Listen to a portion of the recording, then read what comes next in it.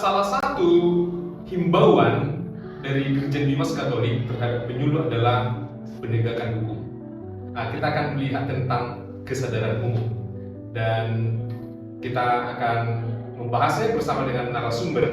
Ya, ada Pak Hamma Astohang. Selamat sore, Pak. Selamat sore.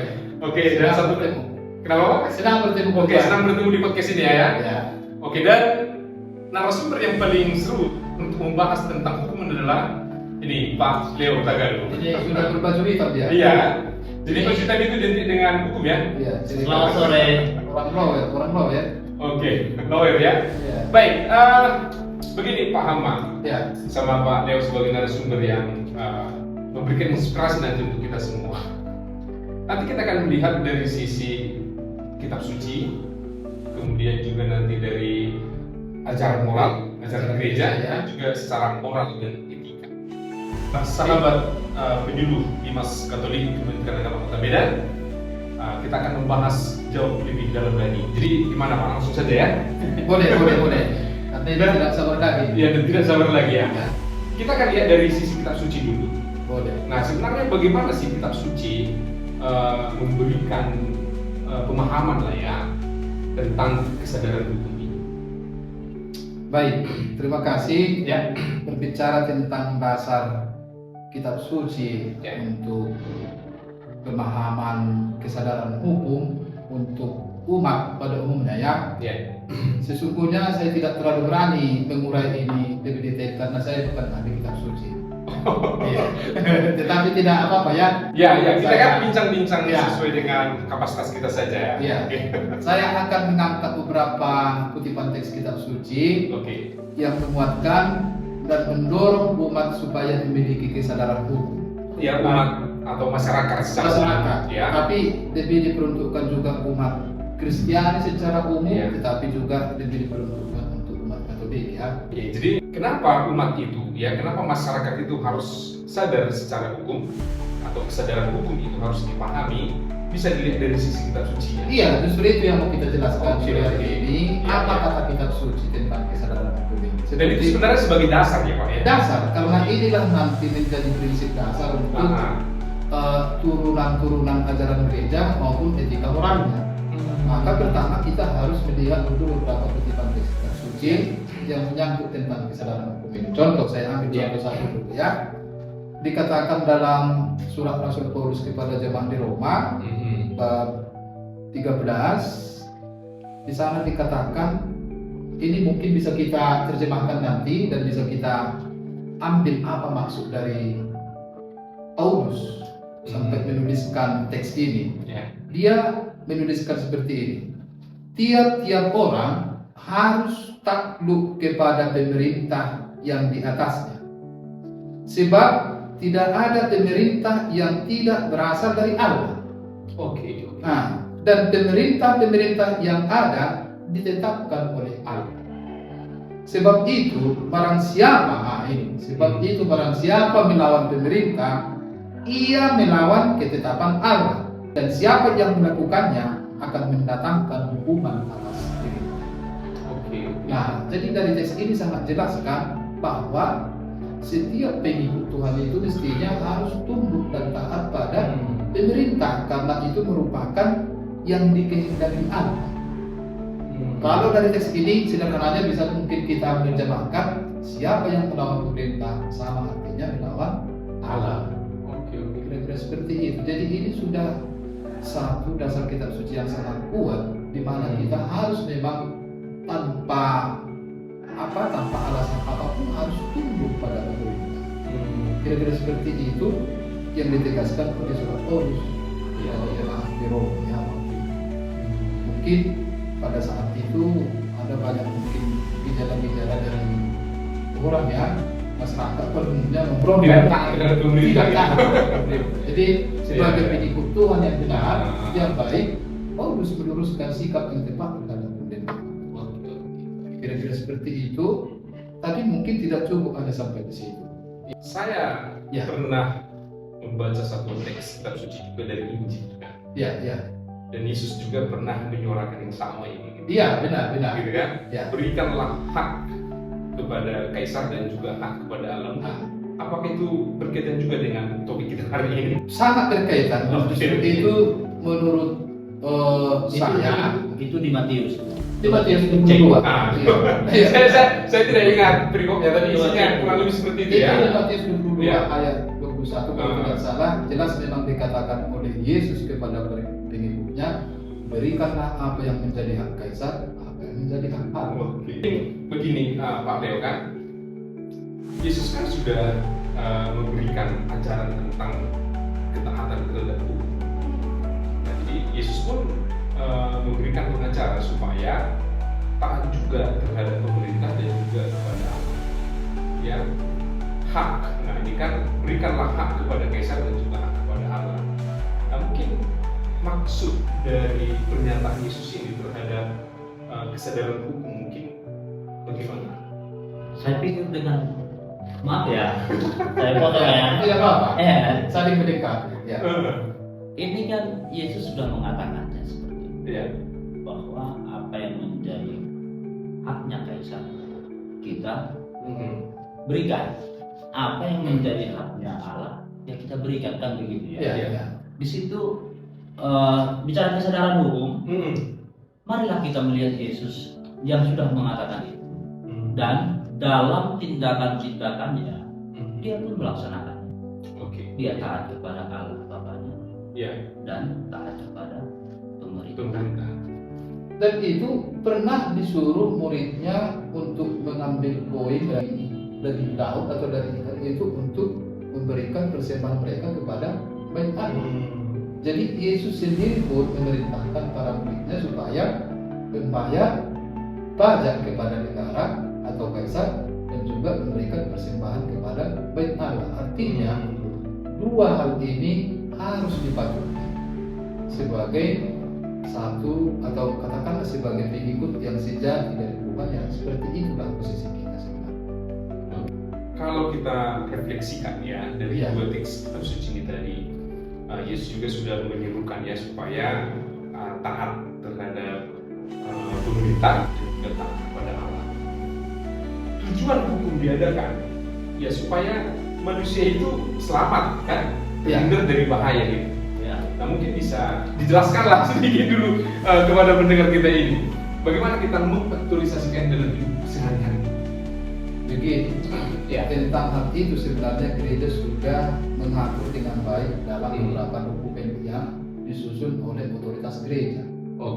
Iya. Jadi nanti kita akan melihat nanti gereja juga kita lihat juga dari beberapa ajaran resmi gereja yang sebenarnya menerjemahkan prinsip dasar hukum yang sudah diaturkan dalam kitab suci itu, bagaimana itu diterjemahkan dan pada akhirnya diimplementasikan oleh umat Katolik.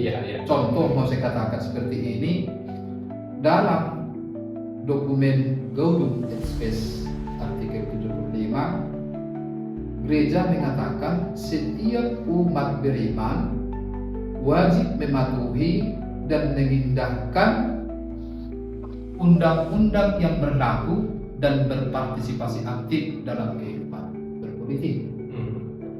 Wajib.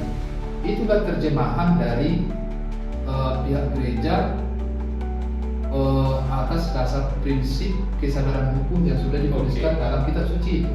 Jadi contohnya kita umat Katolik apalagi saat ini memang sangat diminta tidak lagi ada dengan politik. Tidak lagi anti politik.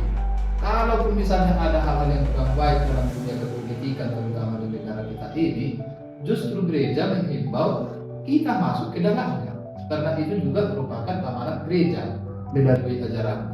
Nah, ini menarik ini. Dan kebetulan Pak Leo ini kan suka sekali membahas tentang politik. Nah, mungkin bagaimana masuk dari ketaatan hukum di. Maksud saya tadi itulah salah satu cara implementasi gereja Katolik untuk mematuhi aturan hukum dan bagaimana masuk di dalamnya. Oke, Salah oke. satu kita harus berpartisipasi aktif dalam politik. Bagaimana nih Pak Leo? Karena Pak Leo ini banyak relasi. Dia berangkat dari pengalaman ya. Iya, iya. Pengalaman itu sebenarnya dimulai dari sebuah keprihatinan Oke. bahwa tadi kalau kita bicara hukum ini pasti ada kaitannya dengan tujuan. Mengapa hukum itu diadakan? Ya. Tujuannya adalah untuk kebaikan bersama. Nah, tadi ada singgung ajaran sosial ajaran gereja ya. Dokumen gereja sudah Kalau membahas kita itu. melihat dokumen gereja, terutama ajaran sosial gereja itu, bro, Iya. itu ada di sana dicatatkan option for the poor. Iya. Apa itu? Berpihak pada kaum miskin, Iya. berpihak pada kaum marginalized yang terpinggirkan. Kita harus berpihak kepada mereka itu. Nah, tadi ada dihubungkan dengan politik ya. Iya, iya. Jadi politik itu kan maknanya luas. Oke. Tapi kalau host tadi bicara mengenai politik ke saya yang mungkin ada pengalaman, Ya. saya tidak banyak pengalaman ya. Tapi relasi dengan orang politik seperti itu cukup banyak ya. Tidak juga. Hanya begini, politik yang kita pikirkan seperti yang Bapak jelaskan tadi, Ya. Tohang ya, itu lebih pada politik pemberdayaan, bukan jatuh kepada politik praktis. Nah, siapa yang mau diberdayakan? Iya, iya. Itulah yang tadi seperti yang disampaikan dalam acara sosial gereja. Iya, iya. Kaum miskin itu, teman-teman yang terpinggirkan, yang nggak punya akses Iya. untuk hidup lebih layak, mereka itu. Jadi sangat asik sebenarnya. Dan juga kita penyuluh mestinya tadi ada ya berpartisipasi aktif kan? Ya. Berpartisipasi aktif, hadir, memberdayakan mereka. Itulah politiknya. Tetapi jangan sampai kita jatuh ke dalam politik praktis karena memang itu bukan gawean kita. Karena kita sampai di sana. Itu bukan domain kita karena kita adalah penyuluh agama Katolik yang berstatus ASN. Iya, iya. Gitu. Kita kan kembali ke topik kita ini. Ya. Ya, tentang penegakan hukum. Tapi kita lihat kita pesen lagi tentang kesadaran Iya. ya. Umat itu juga jangan antipati terhadap politik. Ya. Gitu ya. Kita harus sadar ya di dalam politik itu pun banyak sekali sebenarnya kita dihadapkan terhadap aturan-aturan. Ya. Nah, jadi apa aturan berlaku di dalam perpolitikan ini juga harus kita taati kesadaran terhadap aturan-aturan yang ada di dalamnya. Ini kayaknya host kita bicara politik ya. Itu salah satu bagian dari Salah satu salah satu bagian dari partisipasi gereja. Karena ini itu Pak Hamba kan, ya. kenapa itu harus kita bahas gitu, gitu kan? Banyak sekali kaum muda, ya banyak sekali kaum muda itu mengarah ke anti politik. Itu kenapa itu seperti itu? Ah. Karena sepak terjang para politisi itu kadang-kadang mungkin ada hal-hal yang perlu diperbaiki di dalamnya ya. Mungkin saja sehingga mereka sedikit alergi, sedikit anti dengan dunia politik, tetapi untuk memperbaiki apa yang kurang baik di dalam itu tentu bukan menjadi anti. Kita justru menghimbau umat, bukan otoritas ya dalam hal ini tapi pada prinsipnya gereja Katolik melarang berpolitik praktis. Kalau saya melihat lain, anak muda yang tidak mau ikut terjun ke sana, karena anak muda mempunyai kesibukannya tersendiri. Ya. Mungkin juga bisa dikatakan karena penggunaan medsos, penggunaan handphone yang begitu cukup tinggi frekuensinya, maka mereka lupa dengan itu. Mereka senang dengan diri sendiri. Jadi individualisme itu menjadi meningkat.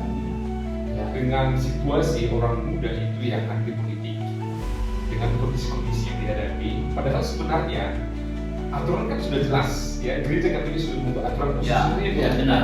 Nah, seandainya mereka taat terhadap aturan itu, seharusnya mereka tidak anti politik dong, kan gitu. Ya. Jadi betapa pentingnya ketaatan terhadap peraturan yang ada. Iya. Nah, jadi Justru itu sebenarnya poinnya tuh. itu kan Bisa juga disampaikan Ya. kepada anak muda tuh ya benar ya. sebelum lewat ya kan. Oh, sebelum karena kita singgung tentang itu, jadi sebenarnya ini salah satu contoh bahwa gereja pun sudah membuat aturan ya terhadap hal politik tadi. Jadi sebenarnya ketika kita memahami aturan itu ya dan taat terhadap aturan itu, maka kita tidak boleh bersikap apatis terhadap politik kan kayak gitu. Tidak boleh. Nah toh juga banyak loh para politikus yang bagus, keren itu ya, dari umat Katolik kan, dan justru membawa aspirasi. Iya. Oke, baik. Kita kembali ke tentang kesadaran hukum. kesadaran hukum dari perspektif hukum gereja lagi. Iya.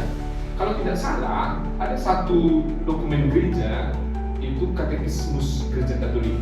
Ya, KGK. Ya, KGK ya. Disingkat KGK. KGK. Gereja Katolik. Nah, di situ juga disinggung tentang bagaimana ketaatan terhadap hukum.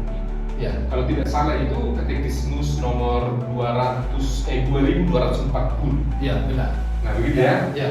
Nah, ternyata kan Gereja Katolik juga sudah membuat kalau boleh saya katakan KGK itu kan suatu kitab. Iya. Ya, kitabnya Katolik untuk membuat aturan-aturan, ya. Itu kan aturan-aturan semua di situ. Iya.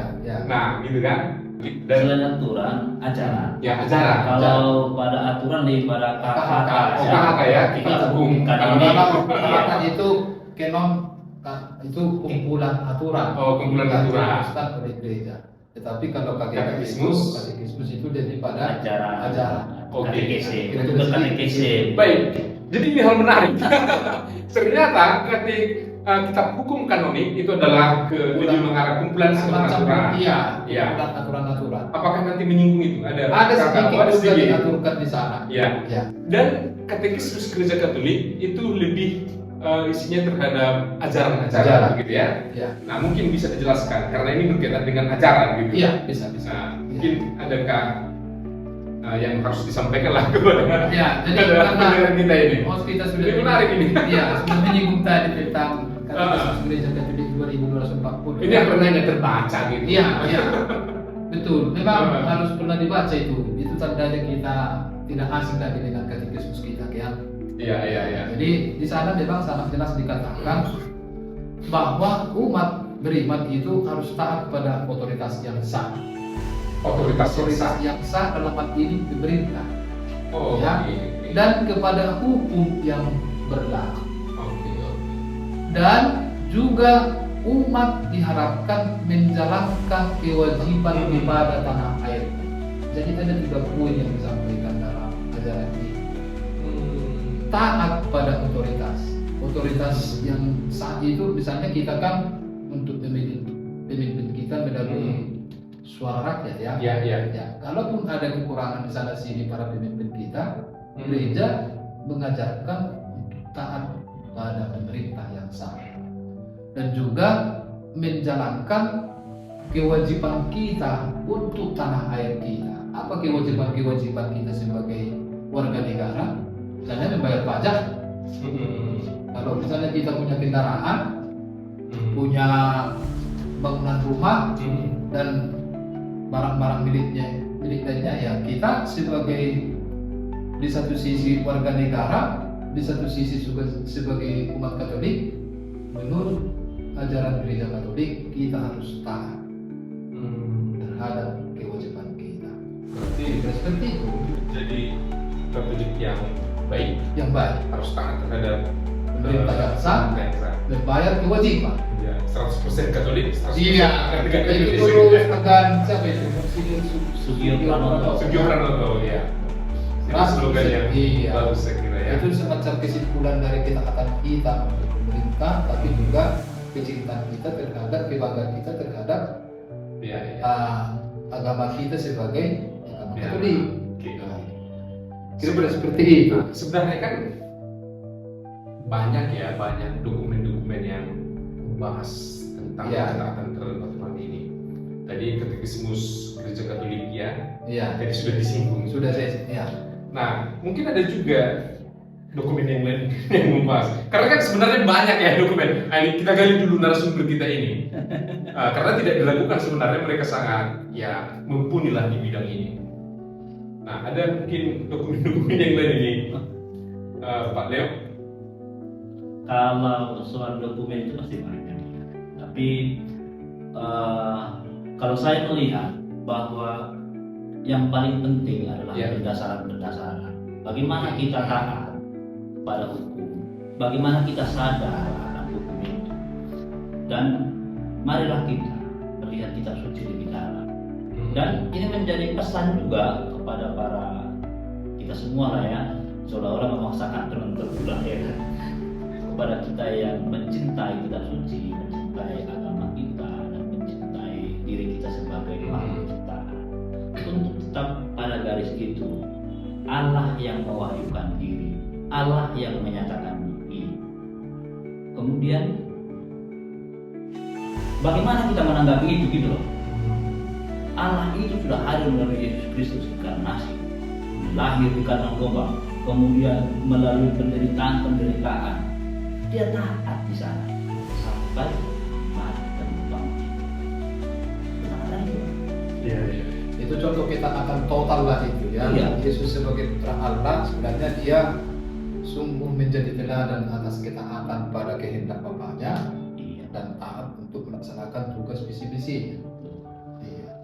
Tapi begini Bapak Iya. Ricardo sebagai host, dalam dokumen gereja itu sebenarnya sudah diaturkan dua ketaatan yang harus dipatuhi oleh umat Katolik. Taat kepada negara beserta dengan aturan-aturan yang berlaku, tapi juga gereja Katolik dalam rumusan ajarannya, contoh saya katakan di sini dalam KGK 2037 sangat jelas dikatakan di sana bagaimana umat taat pada hierarki. Di sini dikatakan umat beriman Katolik wajib mengikuti petunjuk-petunjuk para gembala yang sah dan kewajiban-kewajiban yang ditetapkan oleh gereja. Dan dalam KHK 209 Ya. paragraf 1 dikatakan umat wajib taat dan tekun terhadap hierarki. Wajib taat dan tekun kepada hierarki. Dalam hal ini ada dari uskup, imam, diakon yang termasuk bagian dari hierarki ini. Jadi selain kita menunjukkan ketaatan pada negara, kita juga harus taat pada hierarki, termasuk ajarannya, termasuk kewajiban-kewajiban yang harus kita penuhi, termasuk juga terhadap kelompok hierarki itu sendiri. Kira-kira seperti itu mau diilustrasikan. Ada dua sikap ketaatan yang harus kita tunjukkan, seperti yang sudah dirumuskan oleh Monsignor Subio Pramono itu 100% Katolik, 100% Indonesia. Taat pada negara, taat pada hierarki dan gereja. Oke, baik. Jadi sudah Dan ada juga nih ya.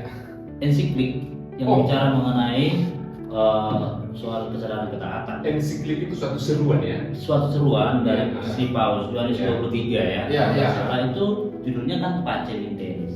Pajak interis. Iya, pajak Ya, interis. pajak Satu interis. etiknya. Damai di bumi gitu. Damai di dunia. Oh, damai di dunia. Iya, damai di dunia gitu ya kan. Jadi isinya terkait dengan hukum itu ya. Iya. Bagaimana menghormati otoritas pemimpin negara. Itu orang Katolik diminta ya, untuk menghormati otoritas pemimpin negara. Oke. Itu sangat dahsyat sebenarnya. Kemudian selain menghormati pemimpin negara, juga menaati hukum yang berlaku di sana, karena dilihat hukum itu sejauh hukum itu tidak bertentangan dengan hukum ilahi. Tidak. Ya. Oh. Ada catatannya memang. Ada catatan. Iya. Jadi kan sebenarnya Artinya seakan-akan kita boleh tidak menaati hukum kalau itu bertentangan dengan hukum ilahi. Iya. Kan sebenarnya keberadaan ya, eksistensi hukum itu ada untuk manusia kan supaya manusia itu selamat gitu Iya. menjalani kehidupannya. Betul. Nah, kan kalau kita lihat realitas dalam kehidupan manusia ini, banyak orang yang tidak menaati, gitu ya. Banyak orang yang tidak menaati. Kan bisa jadi hukum yang ada itu, manusia yang ada itu, sehingga tidak ditaati, apakah bertentangan dengan hukum ilahi seperti itu? Bisa jadi seperti itu, seperti Hmm. kalau kita angkat contohnya tadi tentang tindakan aborsi itu tadi, Iya. ya, penghargaan terhadap hidup. Ketika ada niat seseorang tadi seperti dikatakan tidak mau taat dengan itu, tetapi gereja Katolik dengan jelas mengatakan bahwa tindakan aborsi itu tidak boleh karena itu bertentangan dengan hukum ilahi. Ilahi. Iya. Misalnya, Itu salah satu contoh. seandainya lah hukum di suatu negara, Iya. ya ada satu hukum negara tapi bertentangan dengan hukum ilahi, sebenarnya itu tidak perlu ditaati lagi ya. Bisa jadi seperti Bisa jadi seperti itu, kan? aplikasinya, ya. Oke. Iya, bisa jadi seperti itu aplikasinya, tetapi Dan seharusnya hukum yang dibuat oleh manusia itu ya tidak boleh bertentangan dengan hukum ilahi. iya. Saya kira Mestinya seperti itu. iya. Harus seperti itu. Iya. Kan? Mestinya Oke, baik, seperti baik, itu. baik. Oke, menarik untuk perbincangan kita kali ini ya. Oke. Jadi mungkin kita lihat dulu dari dan ini sebenarnya sudah terkait dengan secara etika dan moral yang Iya, kita sudah. Tapi ini kita bicara etika moral Katolik ya. Iya, ya. Bagaimana etika moral Katolik itu melihat tadi contoh yang kita Iya. sebutkan supaya nanti nggak melebar juga. Ya, harus ada pembatasan. Jadi kita hanya melihat dari ya etika dan moral Katolik ya. Oke, baik. Jadi keberadaan hukum yang harus ditaati itu tadi harus sesuai atau tidak melenceng dari hukum ilahi, ya. Dan eksistensi hukum itu juga adalah demi keselamatan manusia ini. Nah, mungkin bisa dijelaskan sedikit lagi lah tentang kaitannya dengan apa ini Pak ya, dengan etika dan moral lah. Ya. Kan bisa jadi gini, ada pernyataan seperti ini, benar atau tidak salah pernyataan saya ini gitu kan. Di atas hukum dalam suatu negara atau undang-undang yang dibuat di suatu negara, di atasnya itu masih ada hukum etik moral. Ya. Nah, saat ini kasusnya lagi booming itu. Sesuatu yang tidak bersalah, sesuatu yang tidak memiliki niat jahat itu dihukum. Gitu kan? Itu lagi yang banyak disinggung itu. Ya, ada satu orang yang ditetapkan menjadi tersangka, dia tidak ada niat jahat, tapi dia akan mendapat hukum itu. Nah, kenapa dia dihukum tidak ada niat jahat? Ya karena dia ada satu aturan yang ditentang dia, gitu. Tapi itu adalah demi kebaikan masyarakat, itu katanya. Tapi dia justru mendapat hukuman itu karena ada satu peraturan yang dilanggar. Nah, gitu kan? Nah, sebenarnya apa kaitannya hukum tertulis dalam suatu undang-undang dalam negara ini dengan etika? Secara hukum memang harus diberlakukan, Oke. ya kan? Secara umum harus diberlakukan apa yang Ya. tercatat dalam undang-undang, peraturan dan juga peraturan-peraturan lainnya. Ya. Dan yang terjadi di mana? Di Indonesia, Ya, Indonesia. di negara kita. Nah, jadi sebenarnya kita sudah tahu kasus ini, tapi nggak perlu kita ungkap di sini. Nah, ini kan saya mengambil satu contoh seperti itu, Iya. bahwa hukum yang tertulis itu harus tidak boleh melanggar atau tidak boleh melukai dari etika moral, gitu kan? Ya itulah sekarang eksistensi hukum kita. Iya. Itulah keberadaan hukum kita. Tetapi yang mau kita sorot adalah tadi ya, bagaimana prinsip-prinsip dasar yang kita ambil dari kitab suci itu. Iya. Kemudian atas tafsir dan magisterium kuasa gereja mengajar, mereka kan di situ kan bisa kita lihat bagaimana implikasi Ya. atau aplikasi dari dasar-dasar tadi untuk kita taat pada hukumnya. Kemudian berikutnya bicara mengenai etika, itu sudah bicara mengenai bagaimana individu-individu diarahkan untuk kembali ke hati nurani dalam berbuat ataupun dalam membuat sebuah tindakan.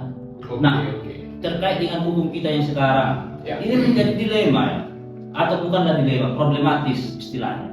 Enggak salah tapi mendapat hukuman. Nah, bagaimana kedepannya lah yang bisa kita serukan ya kan di dalam melihat eksistensi hukum kita.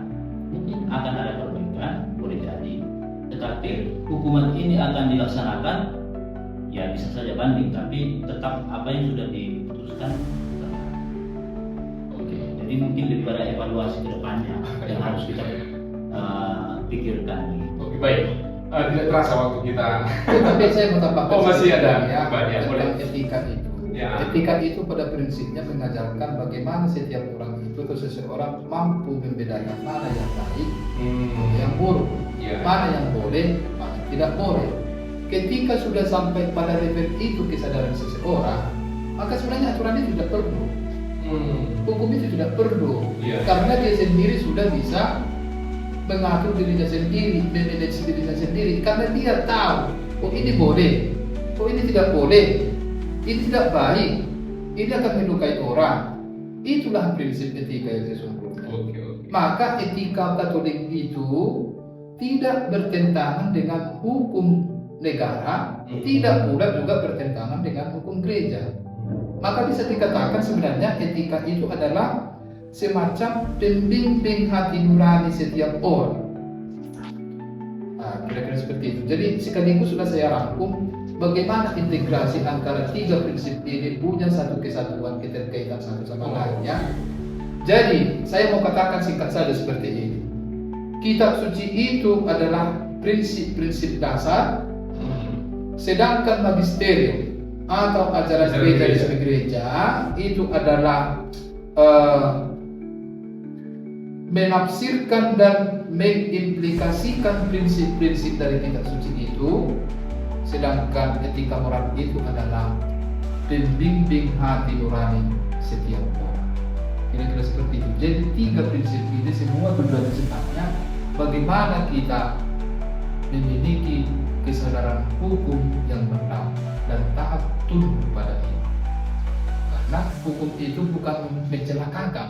Ya. Aturan itu bukan mau membatasi kebebasan orang. Ya. Tetapi andaikan tidak ada hukum, aturan, apa yang terjadi? Kekacauan. Maka untuk itu kami sebagai penyuluh yang juga punya kapasitas ya, punya kewajiban, termasuk kewajiban menyuarakan ini, Ya. taat dan tunduklah pada aturan. Dan itu tidak dilakukan dengan terpaksa. Oke, Kira-kira baik. seperti itu. Sebenarnya sama-sama yang kami penyuluh, tapi kami tetap menunggu host yang ngomong itu ya. Baik, jadi sebenarnya masih banyak yang kita bahas Ya, ya, benar. tentang penegakan hukum ini, tapi Tapi paling tidak Ya. melalui bincang-bincang kita sore hari ini di podcast ini, saya pikir ya, adalah satu pesan yang jelas ya, bagaimana para pendengar atau orang yang menyaksikan nanti podcast ini memiliki kesadaran. iya, baik. Seperti itu. Oke, sebelum saya tutup mungkin ada Ya. statement yang terakhir dari Pak Leo. Tadi kalau Pak Ahmad tadi sudah Sudah menyampaikan. ya? Tapi siapa tahu ya? Dari Bapak udah? Sudah. Yakin? Itu menjadi statement terakhir tadi ya. Ya, statement terakhir. Baik, para sahabat kami penyuluh agama Katolik Kota Medan, sahabat penyuluh agama Katolik Kota Medan, Ya. dimanapun Anda berada, pertama adalah kembalilah ke kitab suci untuk melihat prinsip-prinsip dasar. Yang kedua, coba Anda berkenalan atau mendalami magisterium, ajaran gereja ya. Dan dari situ masuklah etika moral melihat supaya kita dipandu secara baik-baik menuju sebuah hati yang bersih di dalam menentukan mana yang baik dan mana yang jahat. Tapi yang kedua ya, bisa yang kedua ya. Jangan panjang kali. Singkat padat jelas. Yang kedua, anak muda. Untuk anak muda nih, Boleh, karena Bisa ya? pendengar kita juga banyak anak muda ini. anak muda, Jangan panjang kali. kami penyuluh Nah, sangat welcome kok ketika para anak muda ini mau membuka diri berkawan dengan kami, berteman dengan kami, cerita-cerita seputar Hukum. Hukum. Penegakan hukum. penegakan jadi hukum. curhat juga dia di sini ya. Oke, itu bagus, yang bagus Saya ya. pikir itu ya, anak muda. Oke, baik. Kira-kira seperti itu. Sahabat penyuluh Dimas Katolik Kementerian Agama Kota Medan, tadi sudah jelas ya dari narasumber kita yang luar biasa ini. Melalui bincang-bincang kita kali ini, kita disadarkan kembali bahwa kita harus menaati hukum, karena itu sudah jelas ya, dasarnya itu adalah kitab suci tadi Ya. dan juga beberapa dokumen-dokumen gereja sudah memberikan bagaimana kita harus bersikap Ya. terhadap hukum ini ya, penegakan hukum dan menaati hukum itu.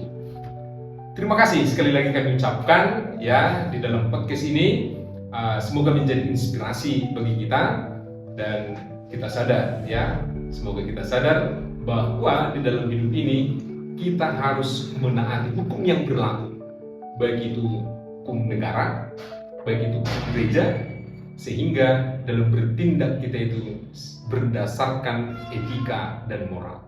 Oke, sampai jumpa di bincang-bincang selanjutnya. Tunggu podcast Ya, tunggu podcast berikutnya. Oke, terima kasih.